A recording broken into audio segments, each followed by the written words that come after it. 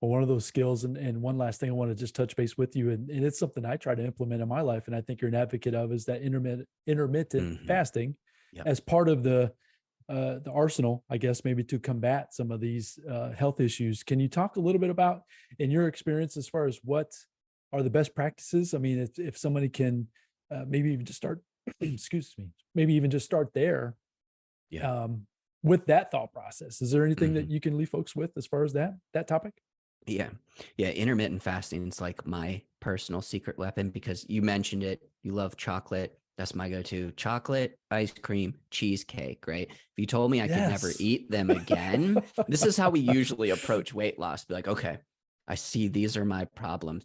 I eat too many cheeseburgers and I eat too many French fries and I eat too much ice cream. So I want to lose Yes, weight. that's me. I'm going to eat zero of Oh, these foods. And what happens then is like all I think about is I can't eat any of this food until I lose weight. And then when I do lose the weight, right, or I get close to whatever goal it is, like, no, I'm going to eat all of this again, right?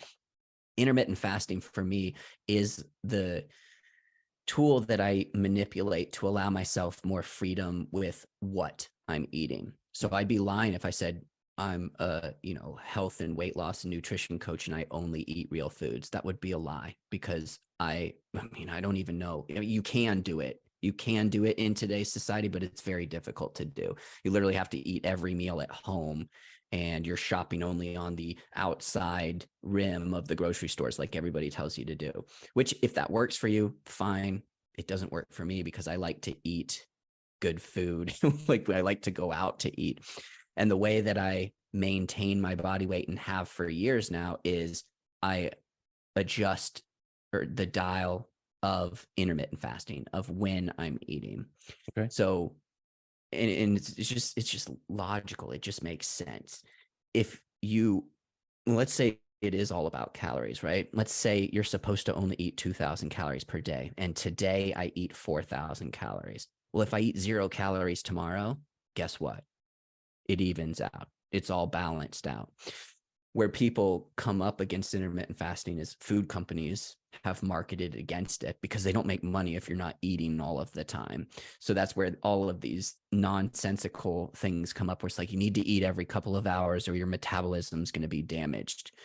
Or yeah, if you don't eat for a couple of days, you're going to gain a bunch of body fat the moment you eat. Everything you eat is going to be stored as body fat. It's like I'm sitting living proof that that's not the case. Like I typically don't eat breakfast on most days unless I'm going out to eat with people for breakfast. Then I eat breakfast. And it's become so intuitive for me because I've been doing it for so long because it's a skill. That's why I get people to see that fasting is just a skill, just like anything else, that you eventually arrive to the place where it's just normal and natural and you don't have to think about it. And again, going back to the control and what my ultimate goal was is I want to be healthy. I want to maintain a healthy body weight without having to think about it all of the time. Prep my meals and how many calories should I eat today? And I ate too much yesterday. Should I not eat as much today? It's like you just figure it out as you go through the process. But I didn't So answer your question. no, you did. So let me just tag on to that, right? That's Yeah, fantastic. That was definitely a part of the question. So then so when you think of the time frame, right? So it's not that you're not, so it's the window of time you're giving yourself from meals, right? Whether it's breakfast, whether correct. it's lunch, whether it's dinner, right? So maybe you can just Hmm. go into the parameters. I try to do this for myself, and that's I almost do it by accident. I'm not a breakfast eater, so I can go from Yep. dinner until noon, 1 o'clock the following day Yep. without eating. But I've always, that was just kind of my lifestyle. I don't think I really Yep. focused on it. But I can tell the difference when I don't do it. So, anyways, I'll let you kind of give it a little bit more detail. But I just know that it's like it's the time frame from when your last meal to the following day's next meal is kind of where that falls into, and then the benefits of that as well.